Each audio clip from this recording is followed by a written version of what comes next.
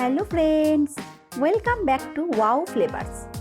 সামনেই বড়দিন, তাই বড়দিন উপলক্ষে আজকে একটা কেকের রেসিপি তোমাদের সাথে শেয়ার করব। কোনো রকম ডিম বাটার ছাড়াই আজকে কেকটা তৈরি করব, এমনকি ওভেন ছাড়াও কড়াইতেই কেকটা তৈরি করে দেখাবো। চলো দেখে নিই কীভাবে বানাবো এগলেস ক্রিসমাস ফ্রুট কেক। এর জন্য আমি নিয়েছি half cup fresh orange juice, আর কিছু ড্রাই ফ্রুটস আমি নিয়েছি ক্র্যানবেরি, মোরব্বা, tutti frutti, blueberry, cherry, apricot, black raisin আর নিয়েছি ব্ল্যাক কারেন্ট। সব কিছুই 2 টেবিল স্পুন করে আমি নিয়েছি। তোমরা চাইলে তোমাদের পছন্দ মতো ড্রাই ফ্রুটস নিতে পারো।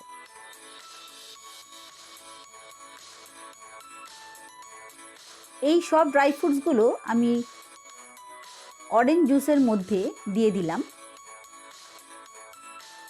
এবারে নিয়েছি কিছু বাদাম কুচি, নিয়েছি কাজু বাদাম 2 টেবিল স্পুন, আমন্ড বাদাম 2 টেবিল স্পুন, আর নিয়েছি আখরোট 2 টেবিল স্পুন।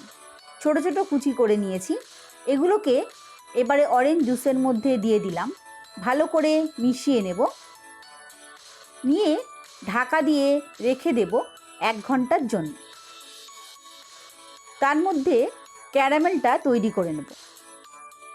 গ্যাসের ফ্লেম একদম লোতে রেখে একটা সসপ্যান বসিয়ে দিয়েছি। তার মধ্যে দিয়েছি 3 টেবিল স্পুন চিনি। দেখো এটা ক্যারামেল হতে আরম্ভ করেছে, একটু নাড়াচাড়া করে দেবো এইভাবে।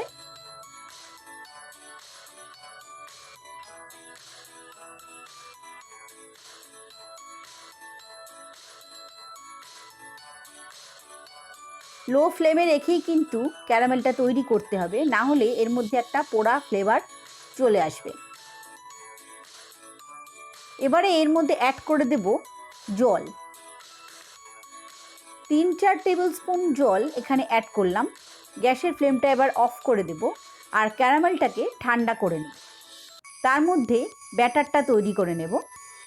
তার আগে আরেকটা কাজ করব, প্রিহিট করতে দেব কড়াটা। নিয়েছি 2 কাপ নুন একটা কড়ার মধ্যে। এটা আমার বেকিংয়ের জন্যেই ব্যবহার হয়, তাই নুনের কালারটা এরকম হয়ে গেছে। এর মধ্যে একটা স্ট্যান্ড বসিয়ে দেব আর একটা ডেকচি দিয়ে ঢেকে 10 মিনিট হাই ফ্লেমে প্রিহিট করে নেব। এবার ব্যাটারটা তৈরি করে নেব। একটা বড় বাটির মধ্যে নিয়ে নিলাম হাফ কাপ দুধ, 1/4 কাপ রিফাইন্ড অয়েল,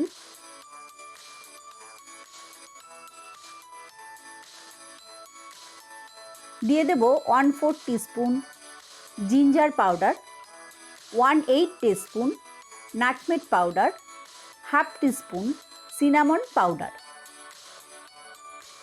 এগুলোই এখানে ফ্লেভারের কাজ করবে, তাই এগুলোকে দিতে হবে, কোনোটাকেই স্কিপ করা যাবে না। ভালো করে মিশিয়ে নিলাম। এবারে দিয়ে দেব ক্যারামেলটা একবারে সবটা দেব না, অল্প অল্প দেব, যেমন লাগবে ব্যাটার তৈরি করার সময় সেরকমভাবেই অ্যাড করতে থাকবো। এবারে দিয়ে দেব ময়দা। 1 কাপ ময়দা নিয়েছি, দিয়ে দিলাম। এটা আমি আগে থেকেই চেলে রেখেছিলাম।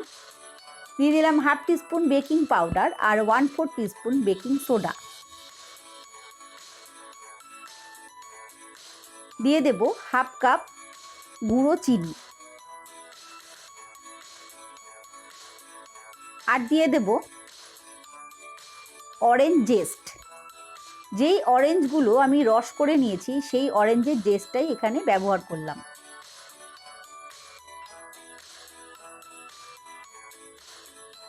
খুব ভালো করে মিশিয়ে নেব সব কিছু।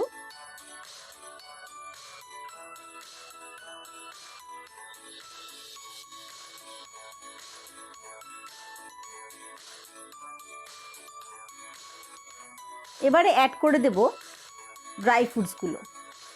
অরেঞ্জ জুস সমেত ড্রাই ফ্রুটসগুলো অল্প অল্প করে অ্যাড করতে থাকবো আর মেশাতে থাকবো।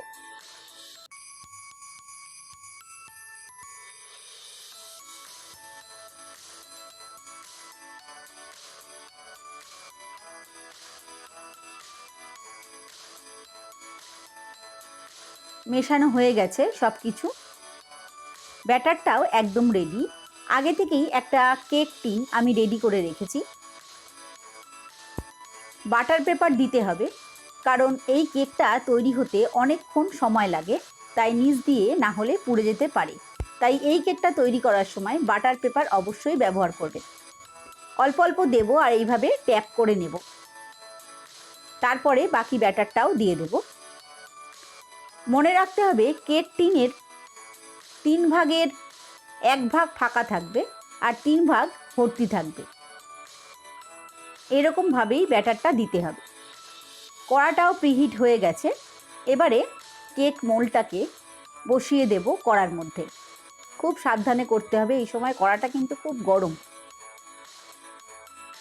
ঢাকা দিয়ে লো ফ্লেমে 1 ঘন্টা বেক করে নেব। 15 মিনিট পর ঢাকাটা একবার খুলে নিলাম। এবারে কিছু ড্রাই ফ্রুটস এর উপর দিয়ে দেব। যদি প্রথমেই দিয়ে দিতাম তাহলে সেগুলো সবই ভেতরে চলে যেত, ওপর দিয়ে কিছুই দেখা যেত না। তাই 15 মিনিট পরেই ড্রাই ফ্রুটসটা অ্যাড করবেন, তাহলে ওপর থেকে দেখা যাবে আর কেকটাও দেখতে ভালো লাগবে। আবারে ঢাকা দিয়ে দেব। 1 ঘন্টা 5 মিনিট পর আমি ঢাকনাটা খুলে নিলাম। দেখুন কালারটাও কি সুন্দর এসছে আর খুব সুন্দর একটা ফ্লেভারও পাওয়া যাচ্ছে। একটা কাবাব স্টিক দিয়ে আমি দেখলাম পুরোপুরি হয়ে গেছে, কিছুই লেগে আসেনি। এবারে কেকটা ঠান্ডা করে নেব। একটা ভেজা কিচেন টাওয়াল এর ওপর দিয়ে রাখবো, না হলে ওপরটা ড্রাই হয়ে যাবে। ঠান্ডা হলে তারপরে ডিমোল্ড করে নেব। এর মধ্যে আর একটা কেকও আমি তৈরি করে নিয়েছি। এই কেকের রেসিপিটা আবার অন্য দিন আপনাদের সঙ্গে শেয়ার করব। এবারে কেকটা ডিমোল্ড করে নেব।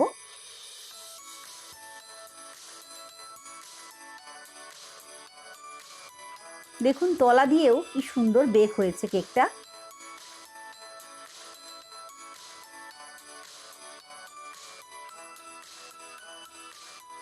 এবার কেটে দেখাচ্ছি কেমন হয়েছে ভেতরে। আপনাদের যদি কেকের রেসিপিটা ভালো লাগে অবশ্যই ট্রাই করবেন এই ক্রিসমাসে। আমাকে কমেন্টস করে জানাবেন আপনাদের কেমন লাগে।